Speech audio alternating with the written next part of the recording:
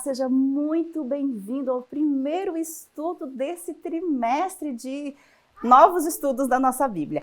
Essa aqui é a nova lição da Escola Sabatina que vamos estudar esse trimestre com o título geral de Como Interpretar as Escrituras. Que tema importante!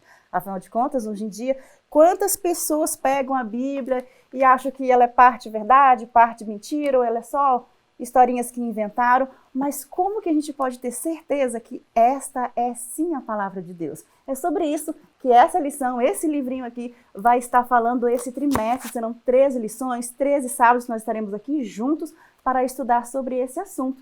Lembrando que se você tem a oportunidade de estar junto com uma comunidade religiosa, uma igreja, amigos, para estudar sobre isso, vai ser bem-vindo lá. Mas se você não puder, você é bem-vindo a estudar conosco aqui sobre esse assunto. E se você não tem esse livrinho aqui, que é a lição da Escola Sabatina, você pode acompanhar online pelo endereço www.mais.cpb.com.br. Está aparecendo aí o endereço para você, e nesse endereço você tem gratuitamente e online todos esses textos nós estaremos conversando. E hoje, para estrear a nossa temporada, nosso trimestre de estudos, né, com um novo tema para esse trimestre, nós estamos aqui com o Vinícius. Tudo bem, Vinícius? Seja bem-vindo. Obrigado.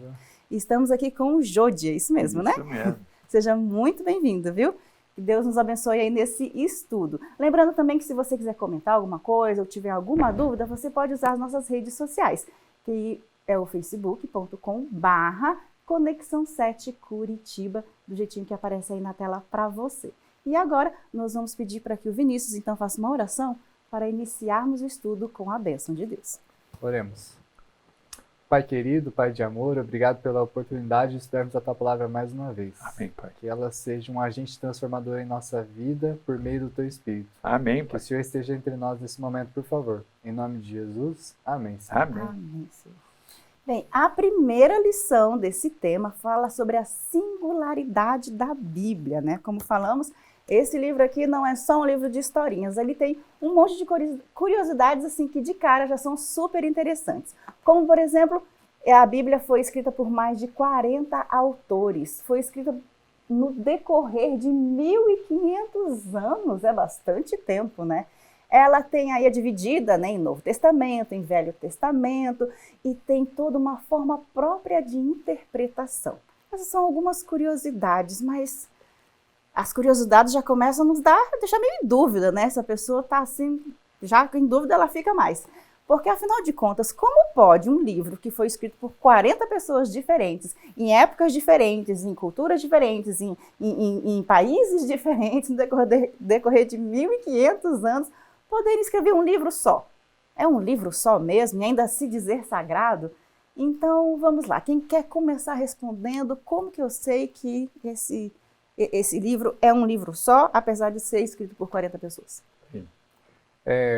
O fato de não haver contradição, né, é uma prova de que Deus ele inspirou a Bíblia, né, como você comentou. São diversos autores de diversas culturas, e o interessante também é que para diversos tipos de leitores, né, porque talvez o que toca no meu coração uma passagem da Bíblia não toca talvez tanto no coração do Jodi, talvez uma coisa que para ele seja relevante e talvez para mim não seja tão impactante assim. Então Deus ele tem essa peculiaridade de Deus, né? Se a gente vê a mão dele, tanto na ausência de contradição, quanto no fato dele cuidar e usar vários tipos de pessoas para poder escrever, desde de pessoas cultas a iletrados, desde pessoas que tinham altos cargos a pessoas que trabalhavam em profissões mais simples, consideradas da época, né? Uhum. Então a gente nós percebemos aí a mão de Deus guiando, né, a confecção da palavra de Deus. Interessante também que ela foi inspirada, né, que é esse o termo que nós sempre ouvimos, a Bíblia foi inspirada por Deus, mas então, ela não foi criptografada, certo? Fala um pouquinho sobre isso, a diferença. Na verdade não foi um ditado, né? Uhum. Deus ele não chegou ali para Moisés e falou: Moisés, você vai escrever assim, assim, assim. Ele, por meio de sonhos, por meio de visões, por meio de inspirações, Deus ele foi passando e nós vemos essa singularidade na forma com que os livros são escritos, né? nós vemos ali a característica de cada escritor. Mateus escreveu para um público, por exemplo, João já escreveu para outro, Moisés para outro, então nós vemos assim a diferença nas escritas, e é uma prova de que não foi um ditado, né, mas sim uma inspiração, né? E tem mais um detalhe muito interessante, a Bíblia ela guarda a unidade, né? Nós temos do Gênesis ao Apocalipse, percorrendo todos os seus 23 mil versículos, uma unidade só, né? O tema proposto para essa semana começa com um verso que está no Salmo 119, 105, que diz: lâmpada para os meus pés é a tua palavra e luz para o meu caminho. Nós vivemos um mundo que tem dificuldade de ver algumas coisas. Quando você vê na palavra de Deus escrito que ela é lâmpada e é luz, mostra para a gente que nós temos um norte, né? E a Bíblia ela transforma a vida das pessoas, né? Eu gosto muito de saber que Isaac Newton, um dos maiores cientistas, lia a Bíblia. Napoleão Bonaparte, um dos maiores estrategistas, um dos maiores gênios da humanidade, gostava da Bíblia. Aqui no Brasil, o imperador Dom Pedro II, uma vez perguntaram para ele o que a gente pode ensinar para as crianças. Ele mostra a Bíblia para eles. Rui Barbosa gostava da Bíblia. E a Bíblia ela tem começo, meio e fim. E é uma carta de amor de Deus para a humanidade. Se você está triste, ela te traz alegria. Se você está preocupado, ele te dá tranquilidade. Se você tem desafios, ela pega, é a bússola para o teu caminho. Então, a Bíblia faz para nós toda a diferença na vida da gente. Eu não conheço ninguém que lendo a Bíblia piorou. Eu conheço, sim, pessoas que lendo a Bíblia melhoraram e melhoraram bastante, né? Então, esse manual de bordo das nossas vidas faz toda a diferença. Mais um detalhe sobre em relação aos autores, que eu lembrei agora, é interessante lembrar que ele poderia não ter usado instrumento humano, correto? Com certeza. A Bíblia, se é a palavra de Deus, Deus mesmo podia ter escrito, assim como os 10 mandamentos, ele escreveu com o próprio dedinho lá, não isso, não aquilo. Mas ele não escreveu com o dedo dele, nem mandou um anjo escrever. Ele usou o ser humano. O que isso significa para vocês? Isso é genial. Eu gosto muito do texto de São João, primeiro capítulo e o primeiro verso. No princípio era o Verbo, e o Verbo era Deus, e o Verbo estava com Deus. E ele veio habitar entre nós, e ele se fez com graça e misericórdia. Veja bem, um Deus apaixonado. Nós vivemos num planetinha que é pequenininho, minúsculo, né? O nosso Sol é uma estrela de quinta grandeza. A luz do Sol para chegar aqui leva 7 minutos e meio, né? Nós somos, no meio de bilhões de estrelas, Deus determinou algumas coisas muito especiais para a nossa vida, né? E isso aqui faz toda a diferença. E o que é mais importante, a Bíblia só não mostra coisas exitosas, mostra os grandes desafios dos grandes homens, mas mostra que todos eles, calcados na palavra de Deus, tiveram sucesso. E nós podemos ter também, né, Vinícius? Sim. Se nós tivermos isso aqui como regra de fé nas nossas vidas, a nossa vida vai ser transformada. Eu, por exemplo, fui alfabetizado na Bíblia. Que legal. Eu comecei a ler com 3 anos, Vinícius, porque na minha casa, o primeiro livro que se lia era a Bíblia. Eu leio a Bíblia até hoje. Eu gosto de ler, né? Então ela faz a diferença. E o dia que você não tem a oportunidade de ler como você gostaria de ler, né? Porque o ideal, qual que é o ideal? Ler a Bíblia de manhãzinha no primeiro momento, quando a nossa cabeça está fresquinha, né? Você vai procurar uma mensagem para a tua vida, né? Então, quando você, alguns dias, às vezes você não pode fazer da melhor maneira possível, você vê, quando chega a noite, você diz, puxa vida, está faltando alguma coisa na minha vida. Né? Muito bem. Interessante também é que, exatamente porque era da vontade de Deus, como é um livro de Deus, que esse livro tivesse o alcance a todos, então na história a gente vê que isso se concretiza. Afinal de contas, foi o primeiro livro, né, a ser impresso e publicado, o primeiro livro a ser traduzido para as diversas línguas, e hoje, atualmente, nós temos a Bíblia traduzida para 95% da população da Terra. Então, nas tanto idiomas quanto dialetos existentes nas culturas, a Bíblia está lá presente em 95% dessas nações, porque é da vontade de Deus que as pessoas tenham acesso à sua palavra. Mas ela, mais do que isso, ela também tem a parte profética, mostrando aí também o poder de Deus acima de tudo. 30% da Bíblia é profecia, não apenas em Daniel e Apocalipse, como também nos outros livros tem profecias, eu diria, profecias internas, profecias que a própria Bíblia no Velho Testamento, né, predisse, e no Novo Testamento você viu o cumprimento. O que, Vinícius, você pode falar sobre esse assunto para a gente? Interessante que você comentou que a Bíblia tem profecias de várias ordens, né? Não somente os livros mais conhecidos, né? Daniel e Apocalipse, mas nós vemos, por exemplo, profecias sobre o próprio Cristo, sobre o tempo que ele viria. O próprio Daniel, ele cita isso no capítulo 9, explicando, né, o ano que ele seria batizado, ali o ano que ele morreria, o ano que o evangelho seria pregado aos judeus, aos gentios, perdão, e nós vemos também ali profecias sobre a cidade que Jesus nasceria, a forma como ele viveria, alguns eventos, por exemplo, a Bíblia cita sobre ele andando num jumentinho, né? E uma alusão, na verdade, que ele traria a paz, porque um jumento não era um animal de guerra, né? Assim como o cavalo naquela época, mas era um animal que simbolizava a paz, né? A própria forma como ele morreria, ele fala que as vestes dele seriam cortadas, né? Então isso se cumpriu. Ele mesmo falou que eu vou morrer e ressuscitar no terceiro dia. E isso se cumpriu, vários detalhes, né? Vários detalhes, assim, e coisas que se cumpriram, e nós vemos a profecia e o seu próprio cumprimento na palavra de Deus, né, na Bíblia. Então essa é uma demonstração de que a profecia ela se cumpriu, né? E que ela é confiável, né? Que ela é confiável. Que essas profecias são confiáveis, não é aquelas profecias meio, às vezes, gerais, assim, nossa, tal dia você vai se sentir mal, né? Tipo, em algum momento do dia você vai se sentir meio cansado, mas tem detalhes, tem datas, tem, né, todo como é que se diz? Todo sinal de que aquilo realmente foi revelado da forma como foi profetizado. Muito interessante isso. O senhor tem mais um outro exemplo desse sentido? Eu gosto muito de Isaías. Isaías é um livro extraordinário, né? Tem 66 capítulos, e ele coloca muito claro, Isaías foi escrito séculos antes de Jesus, ele aponta para o Messias, né? Toda a trajetória de Jesus, né? Então Isaías é extraordinário, magnífico. Então, veja, como você falou, são questões que não seriam apenas postas, existe uma coerência, um encadeamento, né? Nós temos começo, meio e fim. E mais do que isso, mostra que nós não estamos aqui no planeta por acaso. Tem um desígnio para cada um de nós. Nós não apenas nascemos, crescemos, fazemos uma carreira, né? E de repente vamos ao descanso. Não. Né? Eu gosto muito quando diz, porque Deus amou o mundo de tal maneira que deu, né? Deu o seu filho, deu o melhor que tinha. Por quê? Porque tem um objetivo. E a Bíblia foi dada para nós justamente para dizer que nós não estamos sozinhos, apesar de estarmos tão longe, né? Tão longe da casa do Pai, mas ele nos mostra que o nosso destino é o céu.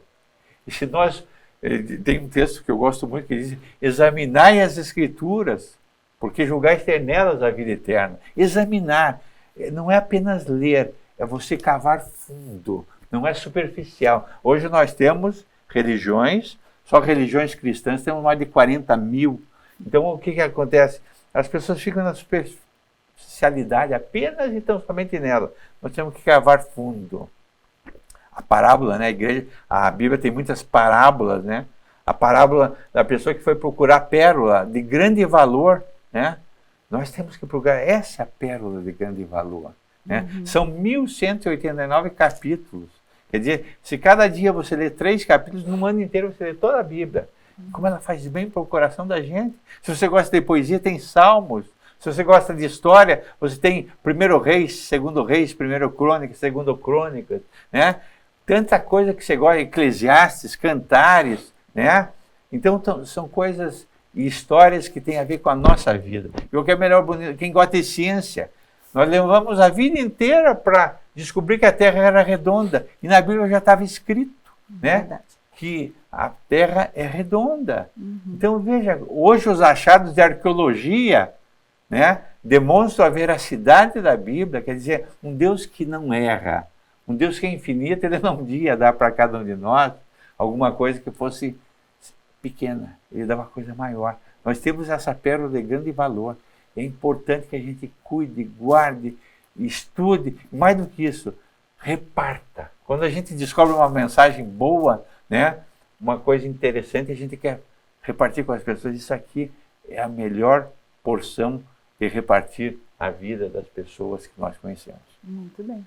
Um outro ponto de singularidade da Bíblia, que é o tema da lição de hoje, é exatamente as questões históricas e geográficas nelas contidas. Nós já vimos aqui as questões das próprias profecias na Bíblia que são cumpridas, já vimos a questão dos autores, como que ela foi escrita, mas tem mais. A Bíblia não se limita a pensamentos filosóficos de uma única pessoa, como muitas vezes as pessoas tentam descrever Cristo, né? O que Jesus foi um homem muito sábio que apareceu na história e marcou a história. Não, ele não é apenas isso. A Bíblia revela exatamente todos esses outros detalhes, que é muito mais do que um homem com pensamentos filosóficos positivos e inspiradores.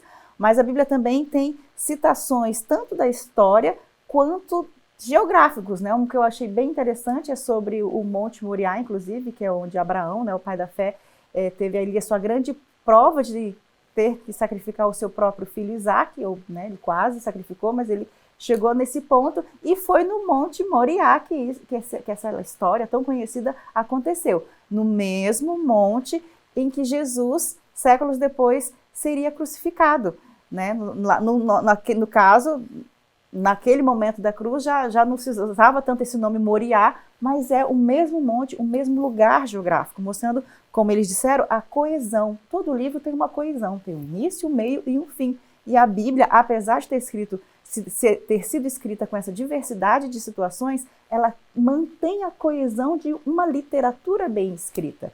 Então, Vinícius, fala para a gente sobre essas questões aí, as próprias sinalizações que a Bíblia mostra, ela se contextualiza historicamente. Como que é isso? Estou lembrando do exemplo de Daniel mais uma vez, né? Ele foi levado ali para a Babilônia como cativo, e nós vemos aí na história que Babilônia existiu. Aí logo depois que ele chegou lá, ele também teve ali um relacionamento com Deus ali, uma revelação, né? Sobre a questão dos reinos, né? Babilônia, depois Medo-Pérsia, depois Grécia, depois Roma e assim por diante, né? E aconteceu, né? Existem os lugares, são eventos históricos, você não precisa ler a Bíblia para você descobrir essa parte da história. Se você olhar um livro de história secular, você vai perceber que realmente os eventos narrados ali realmente aconteceram e ele descreveu aquilo dali séculos antes de tudo aquilo acontecer. E dos reinos existirem, inclusive. Dos reinos existirem, né? Um contexto também que eu acho interessante lembrar são os próprios evangelhos, né? Ali os discípulos relatando o que aconteceu com Jesus, de que ele nasceu, morreu, ressuscitou. E eu lembro também ali uma citação de um historiador que não é cristão, Flávio Joséfo, que ele cita Jesus, que tinha um homem no primeiro século chamado Jesus, que morreu, ressuscitou no terceiro dia. E nós vemos também aqui a respeito dos discípulos que a veracidade histórica disso é que eles testemunharam à custa da própria vida sobre a ressurreição. Eles foram perseguidos por falar de ressurreição, por falar da morte de Jesus, e mesmo assim eles não deixaram de pregar. Por que eles pregariam, então, a questão que é levantada é por que eles pregariam uma coisa que é mentira, sendo que aquilo estava custando a própria vida deles, né? O cristianismo ele tem um condão muito forte de nos mostrar realidades históricas, geográficas. Por exemplo, o mundo é dividido em antes e depois de Cristo, né? Como o Vinícius acabou de bem falar, se não tivesse existido isso, não tinha porquê essa guerra intensa, né, que se instalou, né? Então temos a história, a ilha de Patmos está lá, né, onde João escreveu o Apocalipse, né? O Monte das Oliveiras está lá, né? O sepulcro vazio, que coisa maravilhosa, né? A diferença do cristianismo e das outras religiões é isso, né? Nos outros lugares você vai estar lá os restos de algum líder, o sepulcro está vazio, né? Mostra que ele ressuscitou. E mais do que tudo, mostra para nós todos que a fé faz a grande diferença. Mas além da fé, nós temos que fazer a nossa parte. E todos os protagonistas da Bíblia, eles fizeram o melhor que podiam. Erraram, mais acertaram do que erraram. E por isso que o nome dele... Eu gosto muito de Hebreus, né? O capítulo 11, que fala dos heróis da fé, conta a história, é um filme, igual você falou, né? Pela fé, e as pessoas... Mas que a fé se materializou, né? Eles tinham a fé, mas se realizaram as coisas, né? A história de Abraão, que coisa extraordinária, os 2 filhos de Isaac, Ismael, hoje os dois são duas grandes nações, 2 grandes vertentes da civilização, né? Os israelitas e os árabes estão no mesmo lugar, fazendo as mesmas coisas desde há 6.000 anos, né?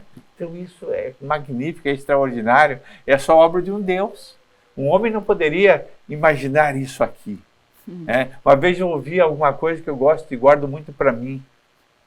Alguém dizendo, olha, se tudo que estiver aqui não for verdade, se não existiu nada disso, e se Jesus não voltar, nós não perdemos nada.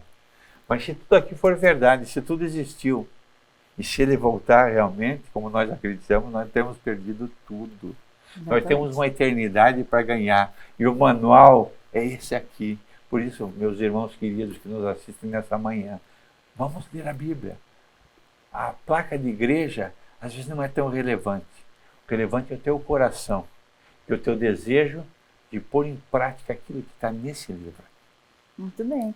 E a sua fala deu uma ótima introdução para o último momento aqui do estudo de hoje, que é exatamente o poder transformador da Bíblia. Ela tem todas essas citações, essas informações históricas, essas relevâncias, mas a maior relevância da Bíblia é realmente comprovando que ela é a palavra viva de Deus, é o poder que ela tem de transformar a minha vida. Nenhum outro livro pode transformar tanto quanto o poder da Bíblia. E eu queria agora ouvir dos nossos convidados especiais de hoje o que a Bíblia tem transformado na vida de cada um deles.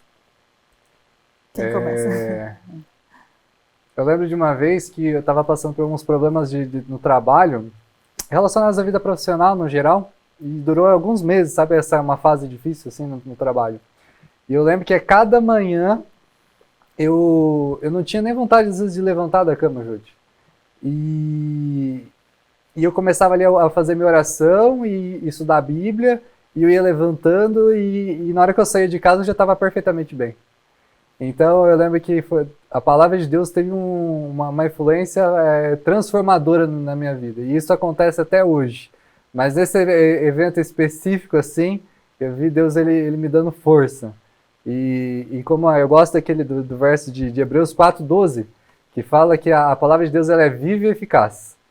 E melhor do que você ouvir isso de outra pessoa, melhor do que isso ser uma teoria na tua vida, é você descobrir que existe um Deus que te ama e que quer se comunicar com você.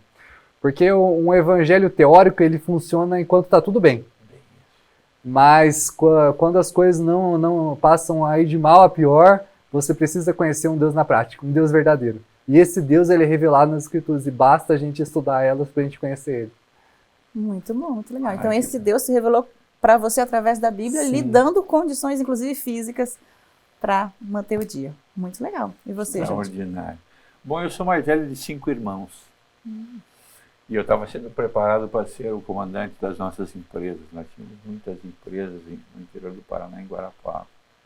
Perdemos tudo. Mas não perdemos a fé nesse livro. Ao longo da minha vida, os momentos mais difíceis, isso aqui foi âncora. Eu me lembro que nós éramos muitos primos, 5 irmãos, como eu te falei. De todos, aquele que era mais quietinho, mais reservado, era eu. E aí eu comecei a ler a Bíblia. E a Bíblia foi me dando tanta segurança, tanta tranquilidade. Eu acabei sendo líder de jovens aqui nessa igreja. Hoje eu prego muito nas igrejas aqui em Curitiba. E às vezes as pessoas dizem para mim, mas como é que você tem tanto conhecimento? Eu digo, está aqui. Eu leio essa Bíblia há 50 anos. Há 50 anos foi o meu batismo.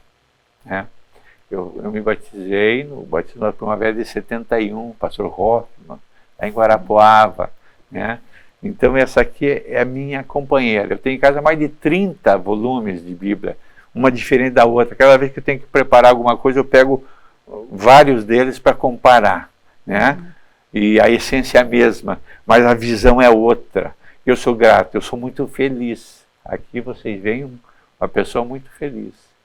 E essa felicidade se reveste e se revela no contato diário com essa Bíblia, que transforma a vida. Amém, amém. Nossa, bonito, né? Poder ouvir o poder de Deus através da sua palavra, podendo transformar corações, vidas, vida financeira, vida física, vida emocional, porque Deus é o Deus de tudo. Ele é o Deus criador, Ele é o Deus mantenedor e Ele é o Deus que também se importa com você. E por isso Ele deixou essa Bíblia para a gente. Lembrando então que esse é apenas o primeiro estudo que tem como tema como interpretar a Bíblia. E você é convidado a participar conosco nos próximos 12 estudos que nós vamos ter aí nas próximas semanas, acompanhando aqui conosco. Se você não tiver a oportunidade de acompanhar com algum grupo de estudos, você também será com certeza bem-vindo em alguma igreja perto de você, mas se você não tiver essa oportunidade, você será bem-vindo conosco, tá bom? Você pode fazer algum comentário, se ficou alguma dúvida, você pode colocar aí na nossa rede social, facebook.com/conexão 7 Curitiba, tá? O outro endereço é onde você pode estudar essa lição, onde vai ter o texto para você ler, que é o mais.cpb.com.br. Não vai confundir, tá aí na tela para você poder anotar, tá bom? Beleza. E você é muito bem-vindo para acompanhar conosco. E agora nós vamos pedir, então, que o Jodi faça uma oração para finalizarmos o estudo de hoje. Vamos orar? Pai querido, nós te agradecemos a bênção e o privilégio que foi nessa manhã termos estudado mais um pouquinho dessa carta de amor que o Senhor oferece tão bondosamente para cada um de nós. Que os textos aqui lidos, as histórias aqui contadas e principalmente a certeza que o Senhor está cuidando e dirigindo a vida de cada um de nós seja muito claro e muito determinante para a nossa salvação. Fica conosco, Pai. Abençoa-nos, guarda-nos, protege-nos. Fica com as pessoas que estão nos assistindo nesse momento, para que elas também possam se preparar e um dia estarmos todos contigo na eternidade. Nós te pedimos essa bênção e esse cuidado, em nome de Jesus. Amém. Amém. Tenha um sábado abençoado e uma semana abençoada. Tchauzinho e até o próximo estudo.